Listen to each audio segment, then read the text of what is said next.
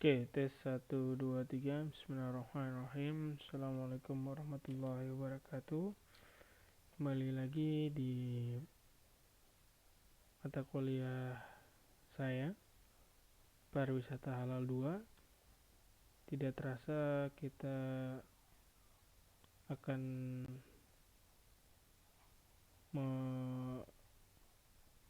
memulai ujian tengah semester. Oke, untuk itu saya di sini mencoba mengulas sedikit untuk nanti di laporan pendahuluan. Ya mungkin nanti kalau UTS kita ada sedikit formalitas ya untuk mengerjakan UTS yang berkaitan dengan integrated research itu sendiri. Baik, kita mulai saja. Ya, ini sudah pertemuan ke-7 ya kalau tidak salah, karena yang ini kayaknya sepertinya sudah. Yang ke-7 itu kita akan membahas mengenai isi yang sebaiknya ada dalam sebuah bab penutup atau kesimpulan ya di laporan pendahuluan, dan dimulai juga dengan eksistensi kegiatan lapangan. Closing your proposal. Ya. In this section you will detail any material that will be used to support your proposal. The requirement may vary from institution to institution, but it is suggested that the following be included. Proposed structure of your dissertation. Proposed structure will give your supervision and or the research committee and sense how you plan to organize your dissertation.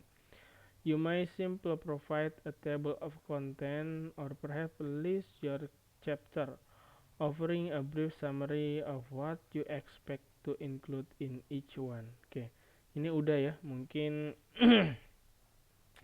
untuk semacam summary, kesimpulan yang singkat, jelas dan padat ya. Itu merangkum ya dari semua yang ada dalam table of contents atau dari listnya ya. Oke. Propose time plan for activities. A tentative time plan will include all the activities you need to undertake from the moment your proposal is approved till the completion of your research and the submission of your dissertation.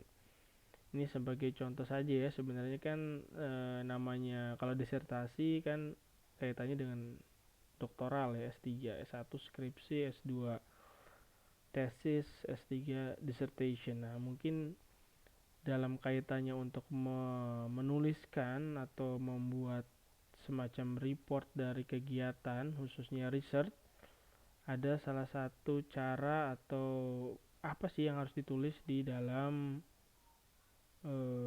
conclusion atau di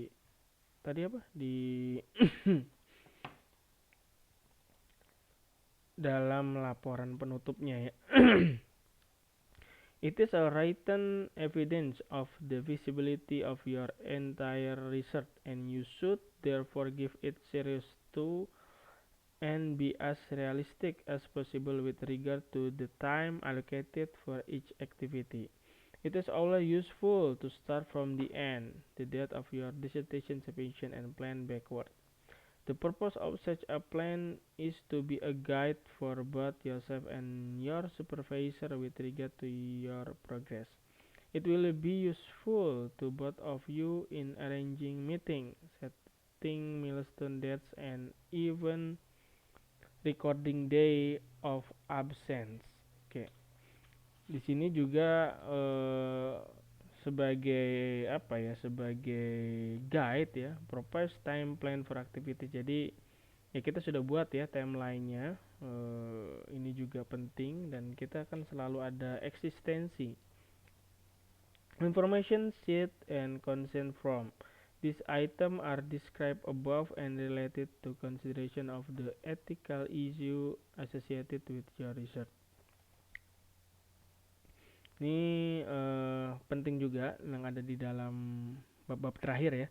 Reference, although the reference list appear in the last section of your decision and proposal, this is one of the most crucial element of your work and require your special attention. You must make sure that you list all and only the source you have cited in the main body of your proposal. Jadi yang dituliskan di reference itu harus masuk juga ya.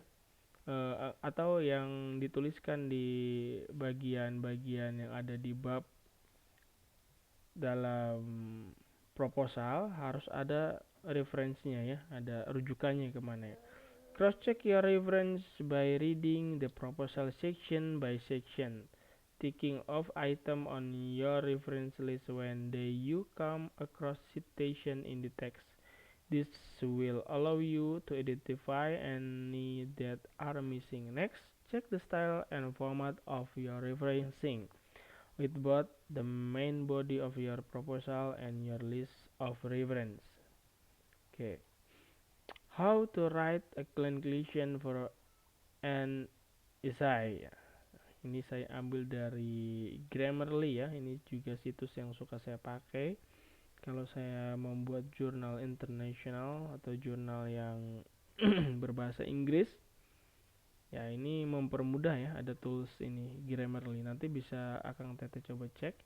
How to write a good conclusion. Nah, ini juga penting. As you set out to write your conclusion and end your essay on an insightful note, you'll want to start by restarting your thesis. Jadi bukan ditulis ulang ya dari atas ke bawah, tapi apa ya core-nya atau ke intinya yang bisa kita simpulkan, ya itu yang ditulis.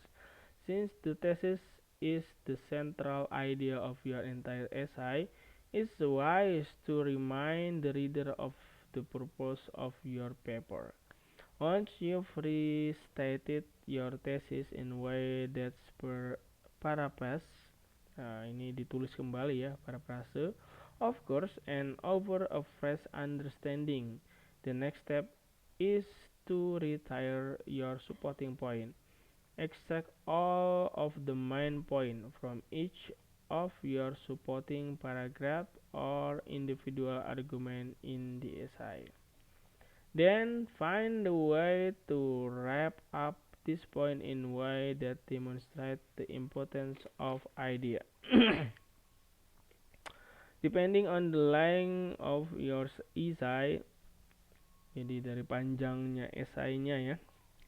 Knowing how to write a good conclusion is somewhat intuitive. You don't want to simply summarize what you wrote.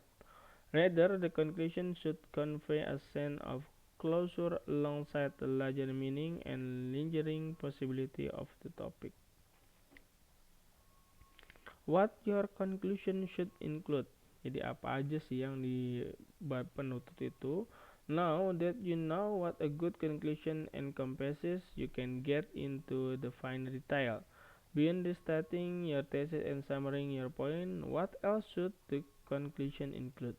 Here are some strategy for ending your essay in a savvy and thought-provoking way. Nah, ini ask yourself, so what? Katanya.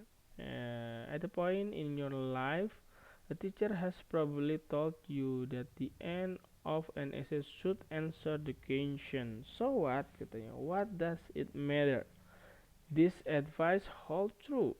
It's helpful to ask yourself this question as the start of drafting your thesis and come back to it throughout, and it can keep you in tune with essay purpose. Then at your conclusion you won't be left searching for something to say. Nah, ini juga penting ya. Jadi kita udah tahu apa sih table of contentnya. Nah, di sini kita akan membuat penutup conclusion. Jadi so what that is matter. Jadi udah tahu sih sebenarnya karena kita buat tadi ya table of content, jadi nggak usah dibuat buka satu-satu gitu ya, nggak usah di searching atau di review satu-satu.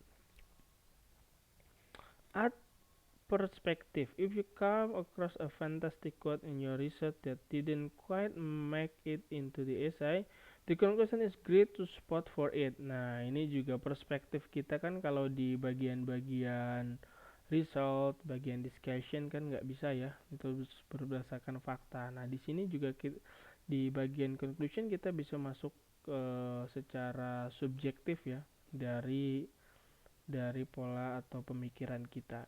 Including a quote from one of your primary or secondary source can frame your thesis or final to in a different light. This can add specificity and texture to your overall argument. Consider the cleanser. At the very of the essay comes your closing sentence or cleanser. As you think about how to write a good conclusion, the cleanser must be top of mind. What can you say to propel the reader to a new view on the subject? This final sentence needs to help reader feel a sense of closure. It should also end on a positive note so your audience feel glad they read your paper and they learn something worthwhile. Oke. Jadi di sini juga harus ada sesuatu yang tuntas ya. Dituntaskan dengan sesuatu hal yang positif ya. Suatu paragraf yang memberikan hasil atau solusi dari yang kita riset tersebut. What your conclusion should not include? Apa sih yang harusnya jangan ada dalam conclusion atau bab penutup tersebut? There are a few things that you should definitely strive to avoid, dijauhi when writing your conclusion paragraph. This element will only cheapen your overall argument and belabor the obvious. Here are several, ini hanya beberapa ya, conclusion mishap to consider. Avoid pass like in summary. Nah ini kan pada akhirnya, pada kesimpulannya. Nah, inclusion or to sum up, reader know they are at the end of the essay, don't need a signpost. Ya, penulis tahu, pembaca tahu bahwa ini adalah bab terakhir ya, bab penutup. Jadi nggak usah ditulis dua kali ya, atau redundant ya. Don't simply summarize what come before. For a short essay, you certainly don't need to reiterate all your supporting argument.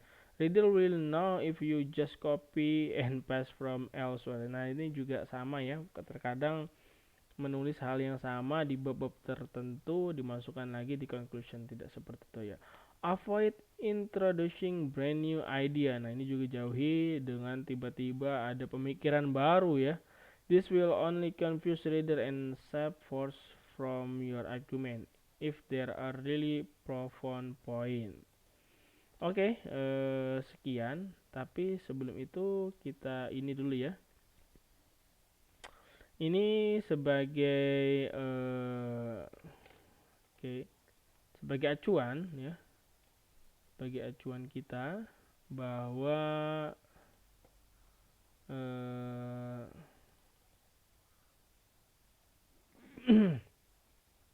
nanti kita akan mengerjakan ini ya, bagi tugasnya sudah ada ya. Jadi ini saya kemarin udah ganti ya, sesuai dengan ini surat izinnya.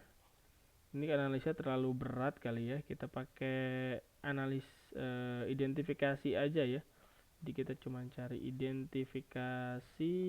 identifikasi potensi pengembangan kawasan ekonomi syariah di Ranca Bali, Kabupaten Bandung ya. Ini mungkin lebih soft ya, lebih tidak terlalu memberatkan karena kita mengidentifikasi ya apakah sesuai ya. Ini kalau analisis pakai, tapi ini dimasukin juga nggak apa-apa sih, framework dari TTDI atau 4A-nya, karena kita mengidentifikasi saja potensinya. Oke, sekian untuk perkuliahan saya hari ini. Saya akhiri dengan ucapan hamdalah, alhamdulillahirabbil alamin. Wassalamualaikum warahmatullahi wabarakatuh.